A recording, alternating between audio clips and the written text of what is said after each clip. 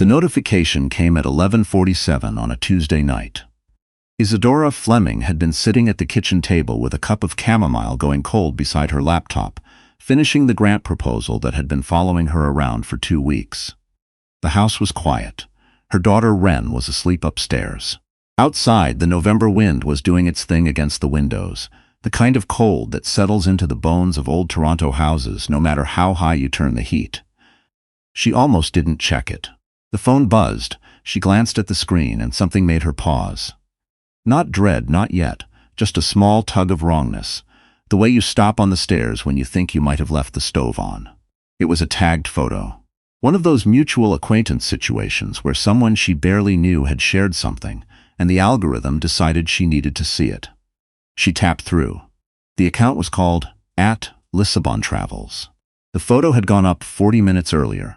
It showed a woman, late 20s, dark hair, the kind of smile that knew exactly what it was doing, lounging across the foot of a bed. Not just any bed. The room behind her had cream walls, a narrow window with the specific gray-blue view of Lake Ontario that Isadora had looked at every morning for 11 years. And on the nightstand, clearly visible, was the lamp she'd picked out herself at a shop on Queen Street West. A little sculptural thing, hand-blown glass and amber. She'd saved up for it. She'd always loved that lamp. The caption said, "Home away from home." Isadora set the phone face down on the table. She sat there for a long moment with her hands flat against the wood. Then she picked the phone back up, because she was the kind of person who needed to be certain, who needed to look at a thing fully before she allowed herself to react. She zoomed in on the nightstand, on the window, on the edge of the duvet which she had bought in Quebec City on their 10th anniversary trip, a particular shade of dusty blue she had hunted down specifically. She recognized the corner of a frame on the wall, her grandmother's watercolor, the one that had hung in every home she'd ever lived in. She looked at all of it. Then she put the phone face down again. She didn't cry. She didn't call anyone. She sat there for a very long time with the wind outside and the house around her, and something in her, something she didn't have a name for yet, went very, very still. She and Declan Fleming had met when they were both 26, at a mutual friend's birthday dinner on a patio in the annex. He'd been the one who stayed after everyone else left, helping stack chairs and telling her about a road trip he'd done through the Maritimes. He had this quality she'd been attracted to immediately, a kind of calm deliberateness, like he thought before he spoke, like the things he said actually meant something. She'd found that rare. She still did, even now, even after 11 years. They got married when she was 29. A small ceremony on the Niagara Escarpment with 40 people and a caterer who'd also become a friend. Wren came 14 months later, born early on a February morning while ice was still thick on the road. Then Theo, 4 years after, because they'd always wanted two and had kept putting it off for the right moment, which arrived the way right moments always do, sideways and without announcement. The children were 11 and 7 now. Old enough to understand when things were wrong. Old enough to remember. Isadora ran her own nonprofit. It was called Bridgepath, and it connected newly arrived families in Ontario to legal resources, language support, and school navigation.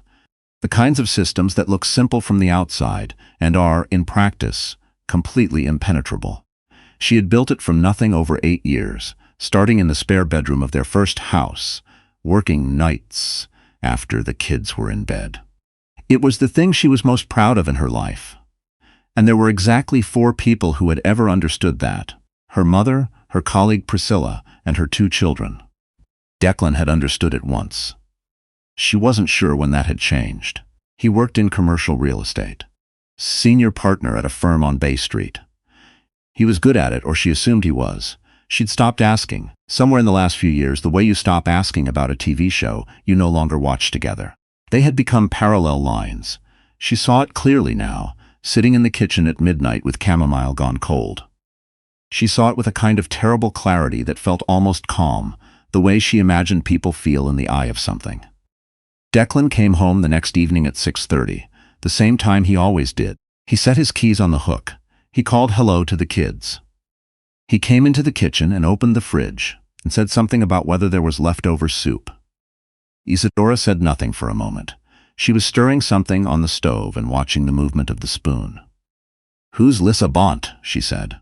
Not a question. Just a name dropped into the room. The fridge door stayed open 2 seconds longer than it should have. What? He said it lightly, but she had been listening to his voice for 11 years, and she heard the slight adjustment in it, the minor recalibration. Lissa Bont, she said again. She posted a photo in our bedroom last night. He closed the fridge. She could feel him deciding something behind her.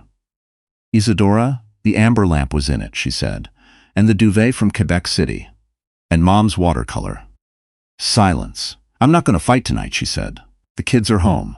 But I need you to sleep in the guest room, and I need you to understand that we are not having this conversation till I'm ready to have it.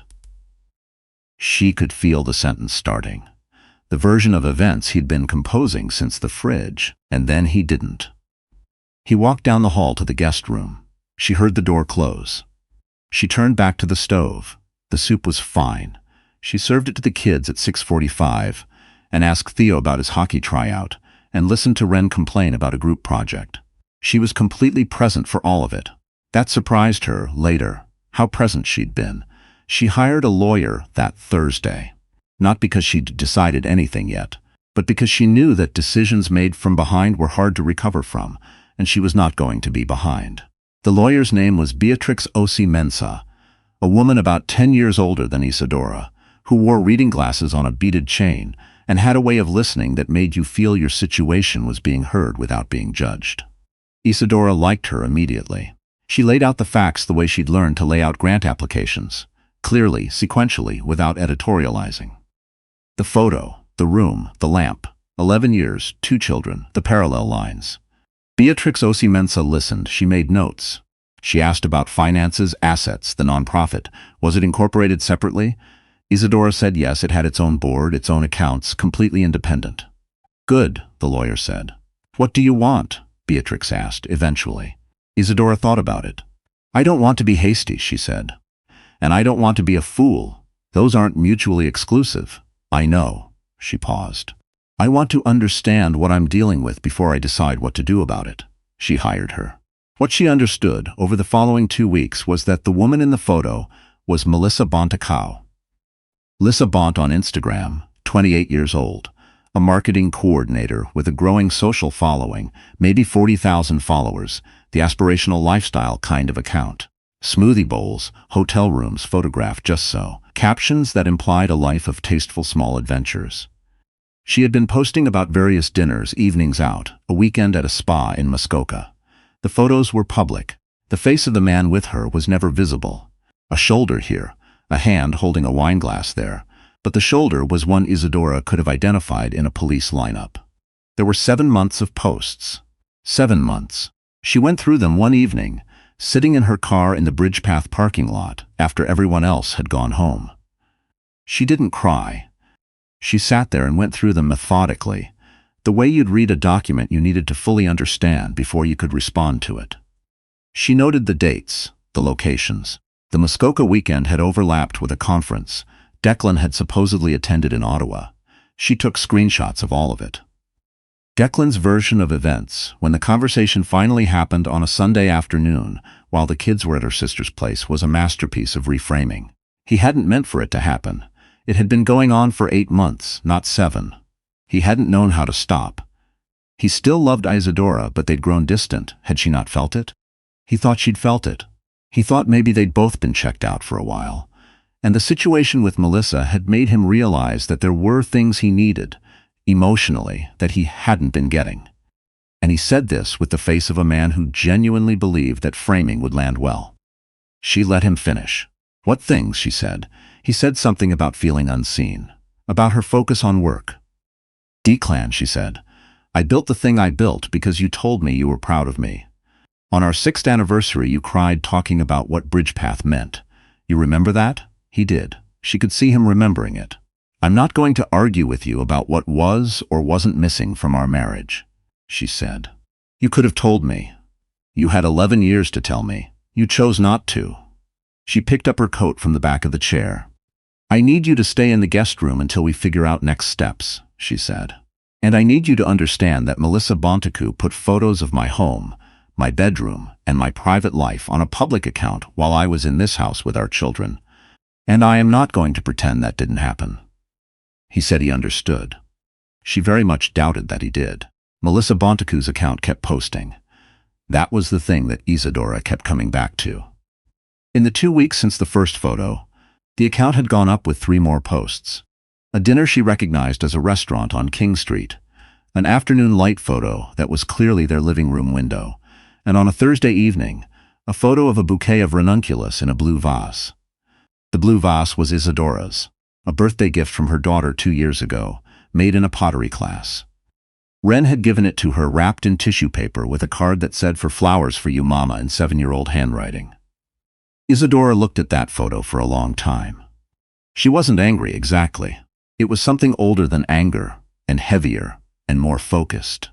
She thought about her daughter making that vase. She thought about the card in her handwriting.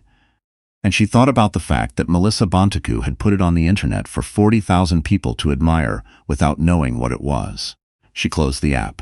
She went for a walk. Cold December air, the street busy with people in their coats, the city moving around her in its ordinary way. She walked for about 40 minutes and thought about nothing in particular. Or thought about everything without settling on any of it. And when she got back to her door, she knew what she was going to do. Not because she decided to be cruel, but because something had been taken from her home, from her daughter's vase, from the lamp she'd saved for, and the duvet from a trip she'd loved. And she was not the kind of person who let things go unacknowledged. Her friend Philippa Carruthers worked at an agency that handled media buying, brand partnerships, Billboard contracts, digital ad placement. They'd met at a Bridgepath fundraiser 4 years ago and had lunch about twice a year and texted about books. Isadora trusted her completely. She called her on a Monday morning from her office at Bridgepath. "I need a favor," she said, "and I need you to hear me out before you say anything." Philippa said, "Go ahead," Isadora explained. Philippa was quiet through most of it. At the end she said, "Okay, that's a lot. I know. And what's the favor?" Isadora told her. There was a pause. "You know," Philippa said slowly, "that is either the most brilliant thing I've ever heard or the most legally complicated. I've already talked to my lawyer." Another pause. "Have you? The photo is public. The platform is public. The information I want to respond with is factual. It's a statement, not defamation. I'm going to need to look into a few things." "Take your time," Isadora said. "I've been patient. I can be patient a little longer." The logistics took 11 days. Melissa Bontecu's Instagram was linked to a creator partnership with a beverage brand called Ardennes Sparkling. Ardennes was in the middle of a campaign. Billboard ads across 3 downtown Toronto locations, digital signage on the transit network, and a social media push that included promoted posts. One of Melissa's most recent photos, a smiling lifestyle shot with a can of the sparkling water, was running as a sponsored post on the platform, appearing in the feeds of people in the Toronto area. Isadora, with Philippa's help and Beatrix's sign-off, purchased the ad slot directly beneath one of the Ardennes billboards, a physical one on a corner in the entertainment district, the kind you couldn't miss if you were walking down that block. The billboard she placed showed nothing but a white background and text. Clean. Minimal. The font was large, sans serif, easy to read from the sidewalk.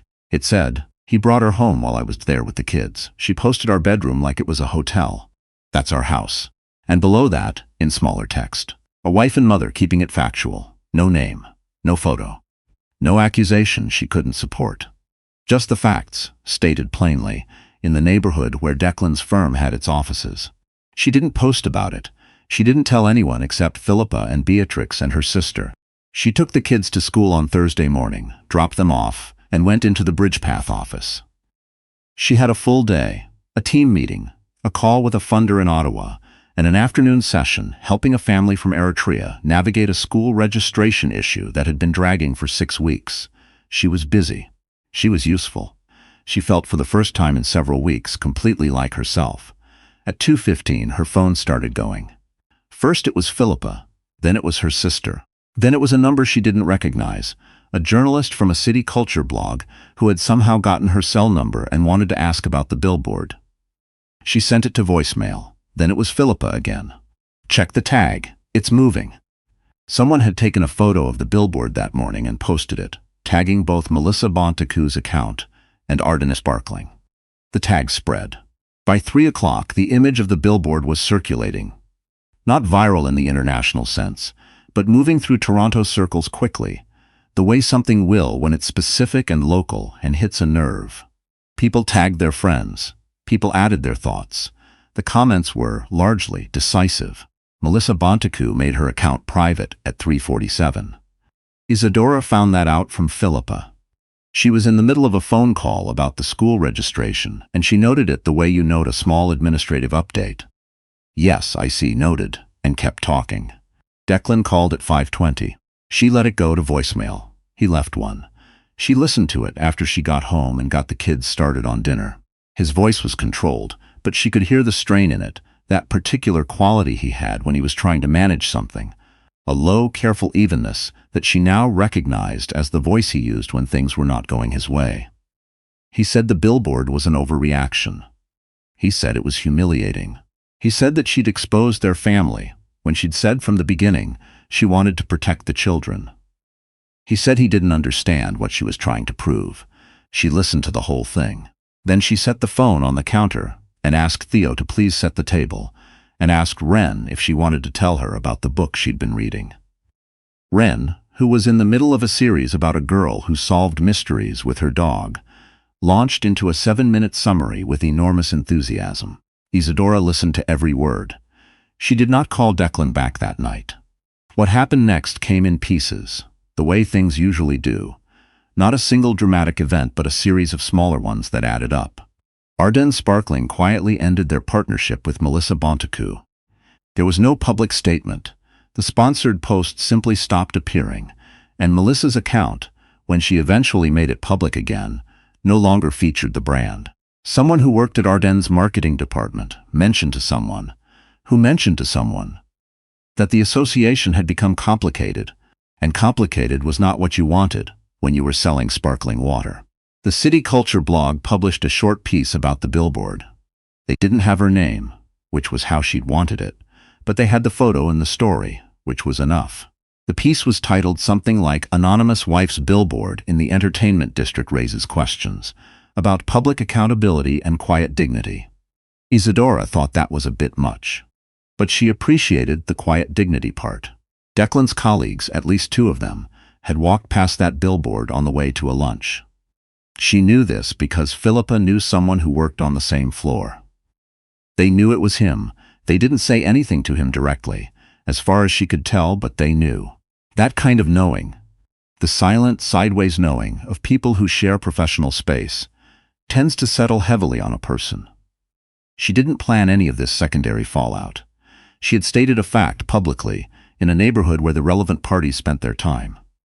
What people made of it was their own business. What she told her children, when Ren asked what was going on with Daddy sleeping in the other room, was the truth in the shape that fit their ages. She told Ren that she and Dad were working through something, that sometimes adults had disagreements that took time, and that she and Dad both loved them completely, and that part was never going to change. Ren had looked at her for a long moment with that particular focus she'd had since she was a toddler, like she was deciding how much to believe, and then she'd said, "Okay," and gone back to her book. Theo was harder. Theo cried a little and asked if they were getting divorced. And Isadora said she didn't know yet, and that was honest, and she sat with him for a while on his bed. And she told him that whatever happened, he was always going to wake up in the morning and have his breakfast and go to hockey and be loved. She told him that some things don't change regardless of what else does. He wiped his eyes and asked if he could show her a Minecraft thing on his tablet. She spent 40 minutes on Minecraft. It was, she would think later, one of the better evenings she'd had in a long time. She and Declan began the formal process in January. Beatrix Osi-Mensah was thorough and calm and did not allow things to become messier than they had to be. There were difficult conversations about the house. She wanted to keep it, at least until the school year finished, and eventually, that was what they worked out. There were conversations about finances that she had to steel herself for, but Beatrix had prepared her, and she went in knowing what she needed to know. Declan was not cruel in the end. She thought he might be, in moments, thought she'd seen the shape of cruelty in him when he left that voicemail, but when it came to the actual business of ending things, he was mostly just diminished. He looked tired. He made reasonable compromises.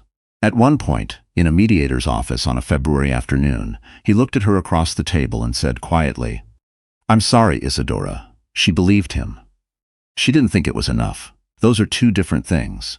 Bridgepath had its best funding year on record in the spring. She'd submitted the grant proposal that night, the one she'd been working on when the notification came at 11:47, and it had come through in March. A substantial federal grant, the kind that meant she could hire 2 more staff and expand the school navigation program into 3 new school boards. She stood in the Bridgepath office reading the email and thought about that night in the kitchen, the chamomile going cold, the wind against the windows. She had finished the proposal. Even then, she had finished it. She called her colleague Priscilla, who shrieked loud enough that the sound tech probably could have picked it up from the hallway, and then she went and told the team. And then she ordered pizza, and they ate it standing up in the small meeting room because there weren't enough chairs. And she looked around at the people who had built this thing with her, and felt a fullness that was entirely uncomplicated. The kids came to the office after school that day. It was a Friday, and she let them eat pizza too, and Wren told everyone about her book series. And Theo accidentally got tomato sauce on the wall and was embarrassed about it, and someone handed him a paper towel, and it was fine. It was fine. She still has the amber lamp. It's in the living room now, on a side table near the window. She moved it from the bedroom a few weeks after everything happened. She'd wanted to reclaim that room, make it hers again, and it looks right there in the afternoon light that comes through the front windows around 3 o'clock in winter. Wren's blue vase is on the kitchen shelf. It holds dried branches right now, the kind with small seed pods, that Theo found interesting and collected in a paper bag on a walk in High Park. Practical and beautiful at the same time, which she thinks is the best kind of thing. The Billboard came down on schedule, at the end of its contracted period. It was up for 3 weeks. She drove past it once.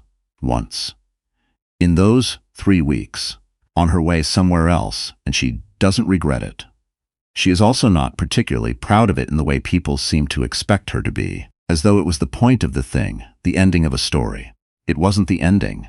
It was a statement of record, made in a moment when the record needed stating. That's all it was. What she is proud of is the grant. The 2 new staff, the families who got through the system because Bridgepath was there. The evening she spent on Minecraft with her son. The way her daughter still runs slightly downstairs every morning, like she can't wait for whatever's next. Those are the things. Those are the things that were always there, that were never touched, that nothing that happened in the past year could come close to. She pours her chamomile before it gets cold now, a small adjustment. She finishes what she starts, and she is done waiting for the right moment to take care of herself.